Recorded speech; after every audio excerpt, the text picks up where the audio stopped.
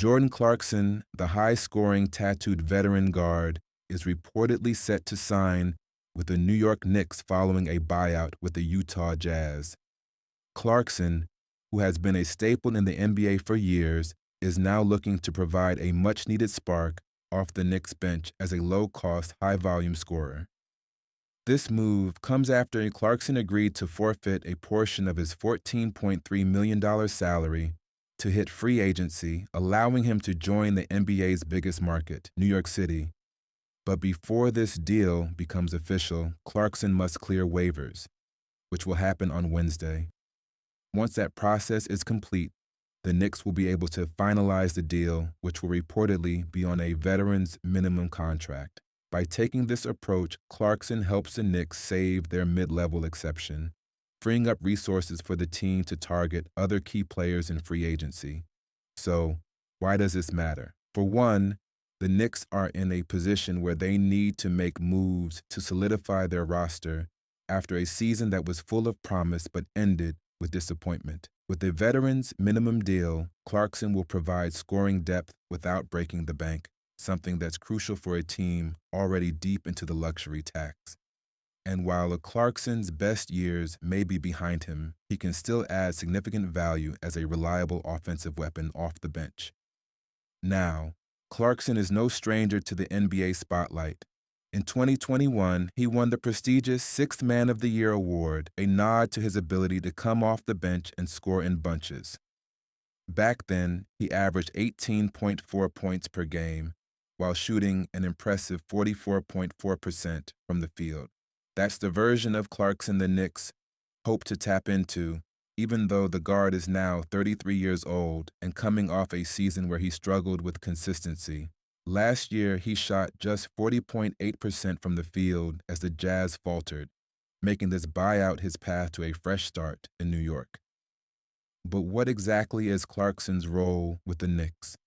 He'll provide much-needed scoring punch for a team that struggled at times to generate offense off the bench.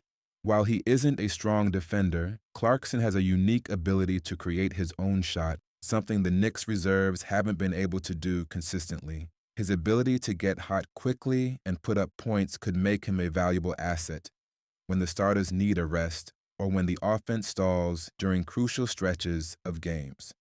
One thing that stands out is the Knicks' roster construction. They've already committed significant salary to key players like Julius Randle and Jalen Brunson.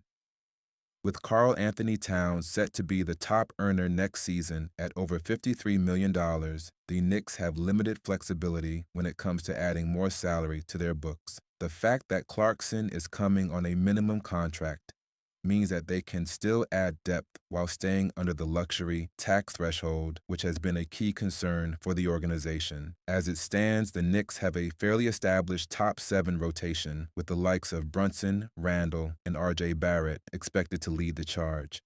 Clarkson, in this case, is slated to come off the bench and provide scoring relief, potentially alongside Miles McBride and Mitchell Robinson or Josh Hart. With a young and somewhat inexperienced roster in terms of bench depth, Clarkson could prove to be the perfect guy to help balance things out. And speaking of the bench, the Knicks are clearly putting more emphasis on developing their younger players and expanding their rotation. Last season, New York starters logged more minutes than any 5-man unit in the NBA. However, the team understands that in order to make a deeper playoff push in the coming seasons, they need to build out their bench and make it a more significant part of the rotation. Clarkson will be a key piece in that puzzle, especially with the team expected to have a fresh approach under a new head coach. Speaking of that new head coach, the Knicks are still in the process of filling that role after they surprisingly parted ways with Tom Thibodeau, who had led the team to their first conference finals in 25 years.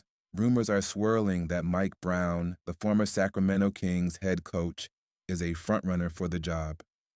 Brown has a history of developing deep rotations, evidenced by the 9 players who average at least 15 minutes per game during his time in Sacramento.